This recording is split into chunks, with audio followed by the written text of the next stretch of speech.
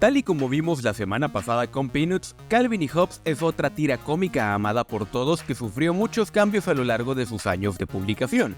Aunque en esta ocasión los cambios no fueron tan drásticos. Lo cierto es que son muy interesantes y haciendo el mismo ejercicio que hicimos en esta ocasión, hablaremos de uno de mis dúos favoritos en lo que a cómics se refiere. Calvin y Hobbes es una tira cómica que cautivó los corazones y la imaginación de los lectores de todo el mundo durante los 10 años desde 1985 hasta 1995 que estuvo en publicación.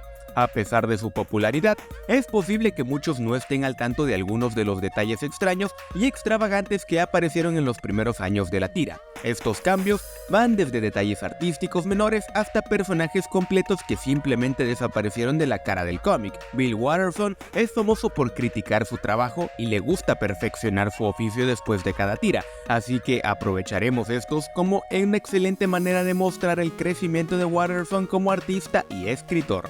Calvin y Hobbes tienen un estilo caricaturesco distintivo, pero hubo un tiempo en que eran algo más realista con un aspecto específico: los dedos. El ejemplo más flagrante de esto fue en los primeros cómics, donde los personajes fuera de las fantasías de Calvin tenían 5 dedos completos.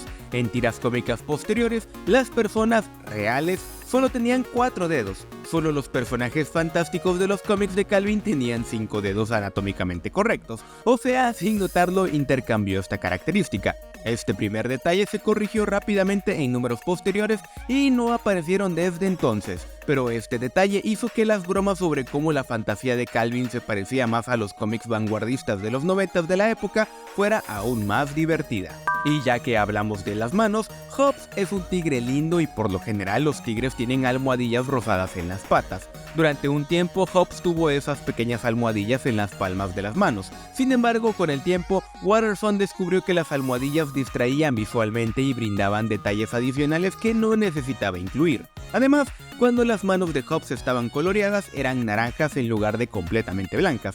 Las tiras posteriores las mostrarían consistentemente blancos, porque se verían mejor y hacían que teñirlos fuera mucho menos complicado, algo que tomar en cuenta ya que al escribir y dibujar una tira diaria, estos detalles corregidos ahorran mucho esfuerzo. Aunque es famosa por ser una tira cómica diaria apta para todo público, Calvin y Hobbes tuvieron algo de humor negro al principio de su carrera. Mientras que las tiras cómicas posteriores abordarían el material oscuro con total seriedad, las tiras cómicas anteriores optaron por un enfoque más alegre. Hay una tira cómica infame para muchos, en donde Calvin hace referencia a la ingestión de pesticidas y afirma que quiere ser un terrorista radical. Por razones obvias, esos chistes serían demasiado oscuros para una tira cómica diaria en un mundo posterior a tantos acontecimientos terroristas. De todos modos, Watterson bajó el tono de su humor negro a favor de bromas más absurdas y basadas en sus personajes.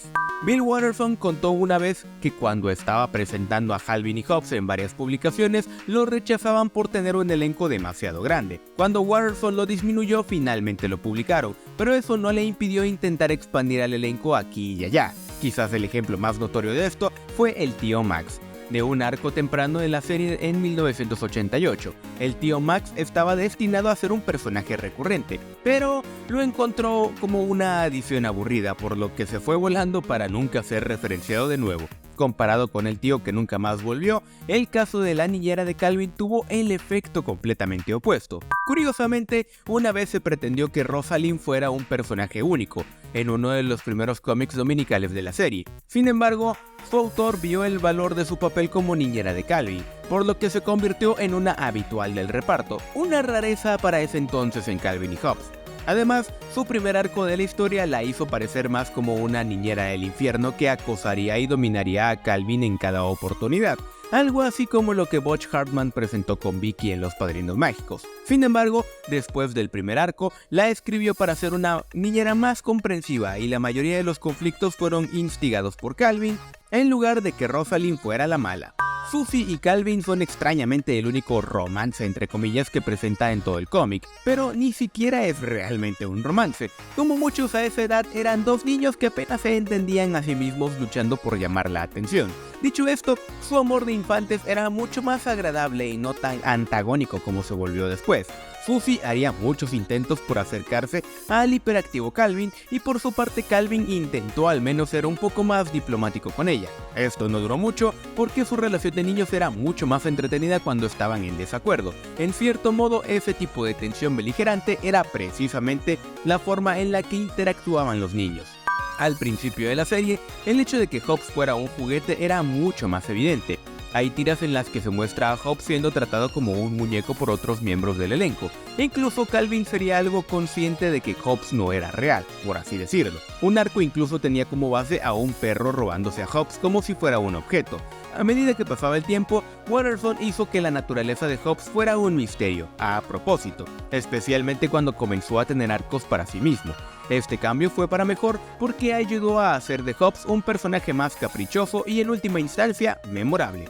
Casi nunca se vio a Calvin disfrutando de la escuela, y mucho menos de la mayoría de los otros niños, por lo que es una sorpresa saber que durante un periodo breve formó parte de una organización de Boy Scouts.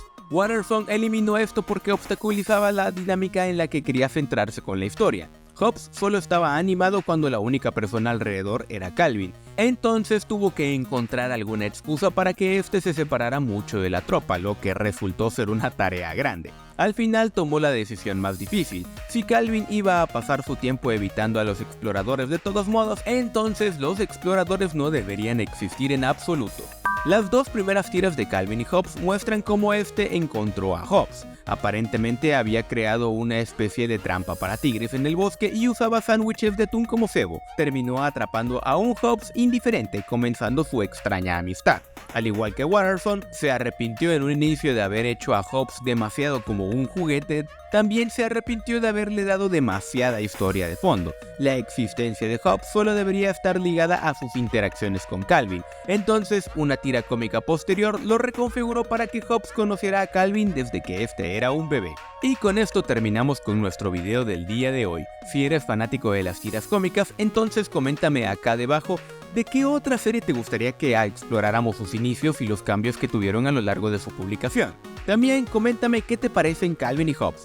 He de decir que es de mis historias favoritas de toda la vida.